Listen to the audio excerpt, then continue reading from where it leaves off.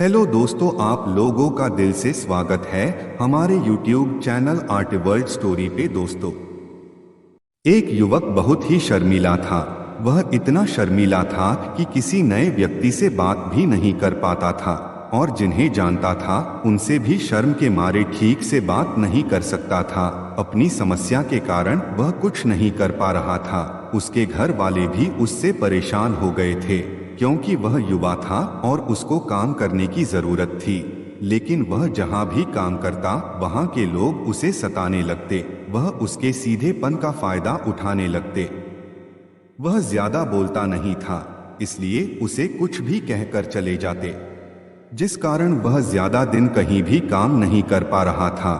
उसके मन में बहुत कुछ था जो वे लोगों को कहना चाहता था, अपने बारे में बताना चाहता था, मगर सब कुछ मन में ही था, बाहर निकलता ही नहीं था। जब वह छोटा बच्चा था तब उसके शर्मीले होने की वजह से लोग उसे पसंद करते थे। छोटा बच्चा अगर शर्मिला हो तो बहुत ही सुंदर लगता है, लेकिन जब वही छोटा बच्चा युवा हो जाता है तब अपने शर्मीलेपन की वजह से उसे दुनिया में अपनी जगह बनाने में परेशानी होती है। वह युवक भी अपनी जिंदगी से परेशान था। वह लोगों को बहुत कुछ कहना चाहता था, मगर लोगों के सामने उसकी जुबान खुलती ही नहीं थी। वह अपने पिता के सामने भी ठीक से बोल नहीं पाता था, बस अपनी माँ से और अपने एक खास दोस्त से खुलकर बोल पाता था। कई बार उसने लोगों को सामने से जवाब देने की कोशिश की। उसे बोलता देख लोग उसकी हंसी उड़ाते क्योंकि वह रुककर घबराकर बोलता था और लोग कहते, अब तेरे मुंह में भी जबान आ गई। उसकी इस समस्या के कारण उसके पिता भी परेशान थे। इसी वजह से एक दिन उसके पिता ने उसे बुरी तरह से डांट दिया। वह गुस्से में बिना कुछ कहे घर से निकल गया और भागते भागते एक पहाड़ की चोटी पर पहुंचा। वहां से नीचे देखा और जोर से कहा, भगवान तूने मुझे ऐसा क्यों बनाया? जब मैं इस दुनिया में बोल ही नहीं सकता तो या रहकर क्या करूंगा? इसलिए मैं तेरे पास आ रहा हूं। उस युवक ने कूदने की तैयारी की। तभी पीछे से एक आवाज आई, जान दे तो सकते हो लेकिन जान वापस ले नहीं सकते। युवक ने मुड़कर पीछे देखा, पीछे एक भिक्षु खड़ा था। भिक्षु को देखकर वह चुपचाप पीछे हट गया और कुछ नहीं बोला। भिक्षु ने कहा, क्यों तुम अपने इस कीमती जीवन को समाप्त करना चाहते हो? युवक ने घबराते हुए कहा, नहीं कुछ नहीं, मैं तो बस ऐसे ही नीचे देख रहा था। भिक्षु ने कहा, नहीं, मैं जानता हूँ तुम यहाँ आत्महत्या करने आए थे। छुपाने से सच छुपता नहीं है। कहो क्या बात थी, शायद मैं तुम्हारी कुछ मदद कर दूं।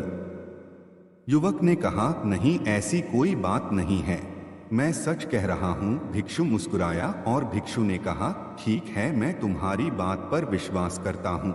तुम सच बोल रहे हो, लेकिन मैं यहाँ तुम्हारे लिए ही हूँ। तुम अपनी किसी भी एक समस्या का समाधान मुझसे ले सकते हो। समस्या चाहे जो भी हो, उसका समाधान मैं तुम्हें दूंगा।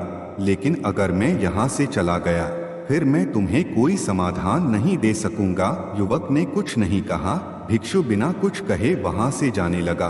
पीछे से युवक ने भिक्षु को आवाज दी और कहा, मेरी एक समस्या है, क्या आप समाधान कर सकते हैं? भिक्षु पीछे मुड़ा और कहा, हाँ कर सकता हूँ, बताओ मुझे क्या समस्या है? युवक ने कहा, मैं शर्मीला हूँ, ठीक से बात नहीं कर पाता। इसके कारण मुझे बहुत कठिनाई होती है। लोग मेरा मजाक उड़ाते हैं। मैं भी औरों की तरह तेज चालाक और बेशर्म होना चाहता हूँ। भिक्षु ने कहा, शर्मिला होना हमारे भीतर डर के होने की पहचान है।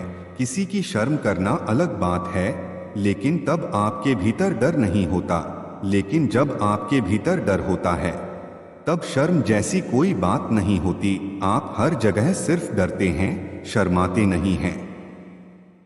भिक्षु ने कहा, तुम सबसे अधिक किससे शर्माते हो या कहो कि डरते हो? युवक ने कहा, अपने पिता से। भिक्षु ने कहा, जब तुम अपने पिता से बात करते हो तुम्हारे मन में कैसे ख्याल आते हैं? युवक ने कहा, मुझे लगता है कि पिता मुझे डांट देंगे, वह मुझसे नाराज हो जाएंगे, मैं कुछ गलत बोल दूंगा, शायद वह मुझसे प्यार नहीं करते, मुझे छुप जाना चाहिए। आप ठीक कहते हैं, मेरे भीतर डर ही है।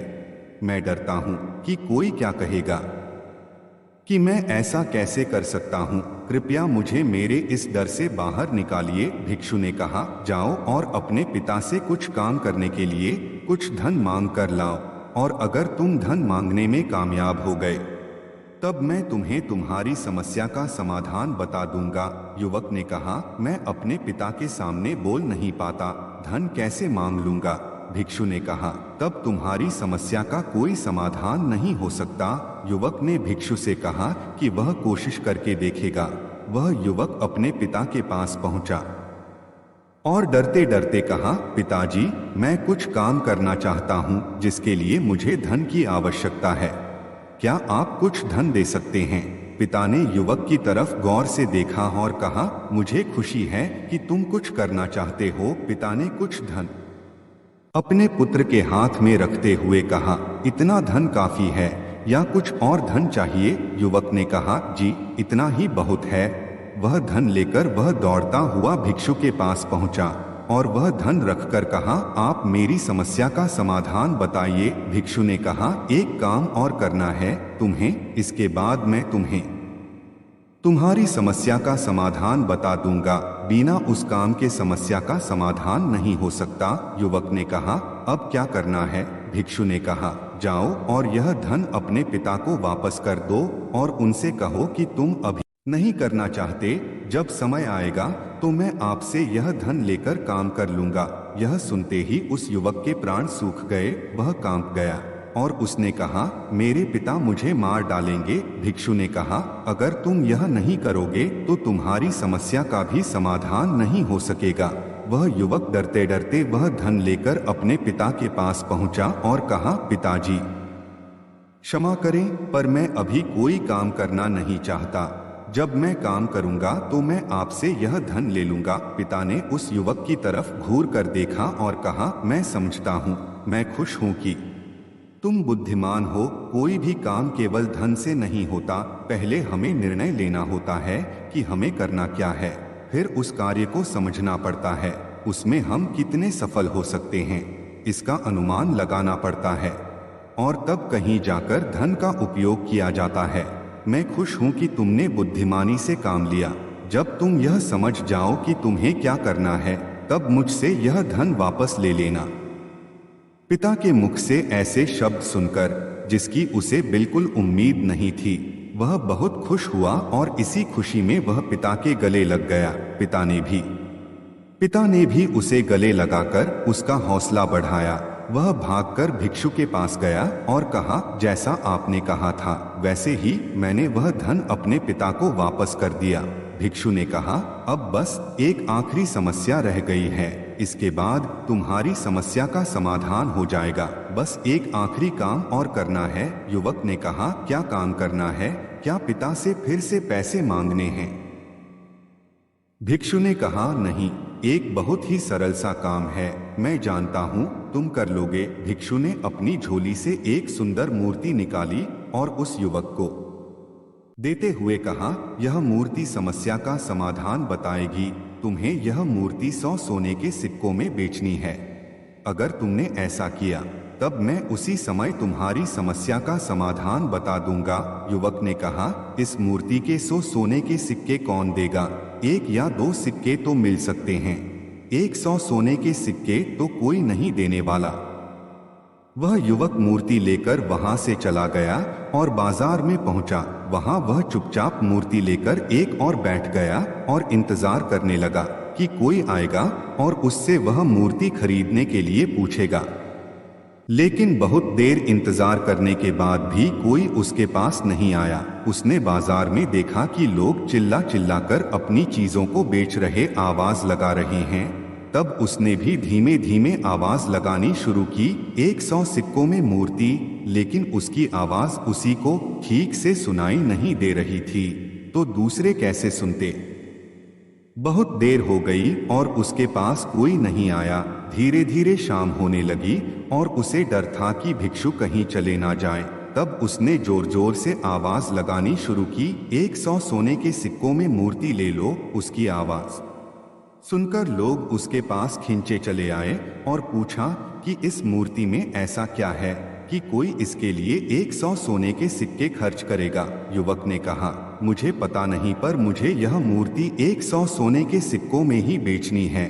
लोगों ने कहा, इस मूर्ति को कोई नहीं खरीदेगा। क्या है इस मूर्ति में जो उसके लिए कोई 100 सोने के सिक्के देगा? बहुत समय गुजर गया, शाम होने लगी।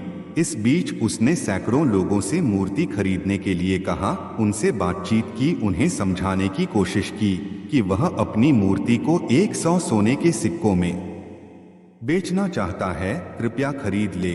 लेकिन किसी ने वह मूर्ति नहीं खरीदी। तब उसने बाजार में देखा कि लोग अपनी चीजों की खूबियां बता रहे हैं, जो वो भी उस सामान में है भी नहीं, उसे भी बता रहे। तब जाकर लोग कोई सामान खरीदते हैं।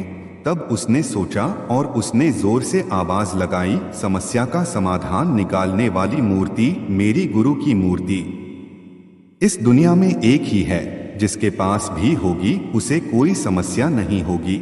यह सुनकर लोग उसकी तरफ खींचे चले आए और लोगों ने पूछा, क्या वाकई यह मूर्ति रखने से समस्या का समाधान हो जाता है? युवक ने कहा, हाँ, हो जाता है। कोई भी समस्या हो, आप उस समस्या से बाहर निकल ही आएंगे। अगर यह मूर्ति आपके पास होगी। सबको वह मूर्ति चाहिए थी। उस युवक की मूर्ति के दाम लगने लगे। कोई 100 देने के लिए तैयार था, कोई 200, कोई 400, कोई 1000। उस मूर्ति की कीमत बढ़ती जा रही थी। जैसे जैसे लोगों को पता चल रहा था कि वह मूर्ति समस्या का समाधान करती है, लोग उसे किसी भी कीमत पर खरीदने के लिए तैयार हो रहे थे। इस बीच उस युवक ने सैकड़ों लोगों से बात की, उन्हें अपने बारे में बताया, उन्हें समझाया। उसकी आवाज में दम था, घबराहट नहीं थी, एक भरोसा था, और वही भरोसा लोगों को नजर आ रहा था। और अंत में जब अंधेरा होने लगा, तब उसने लोगों से कहा कि यह उसके गुरु की मूर्ति है, इसलिए वह इसे बेचना नहीं चाहता, आप सब जा सकते हैं। और तब वह खाली हाथ भिक्षु के पास पहुंचा और वह मूर्ति भिक्षु को वापस देते हुए कहा, इस मूर्ति ने मेरी समस्या का समाधान कर दिया गुरुदेव, पर मैं इसे 100 सोने के सिक्कों में नहीं बेच पाया। मेरी समस्या का समाधान करने के लिए आपका बहुत धन्यवाद। भिक्षु ने कहा, मैंने तुम्हारी समस्या का समाधान नहीं किया है, तुमने खुद अपनी समस्या बनाई थी और उसका समाधान भी तुमने किया है। डर तुम्हारी समस्या थी, कुछ करूंगा तो क्या होगा, लोग क्या कहेंगे, यही तुम्हारी समस्या थी। और अपने डर का सामना कर तुमने सैकड़ों लोगों का सामना किया, जिससे तुम्हारा डर, जिसे तुम शर्माना कहते हो, निकल गया। हम सभी अपनी जिंदगी में किसी ना किसी से डरते हैं, और विश्वास रखिए, जब तक आप डरते रहेंगे तब तक आप डरते ही रहेंगे। जिस दिन आप अपने डर का सामना करेंगे, उस दिन आप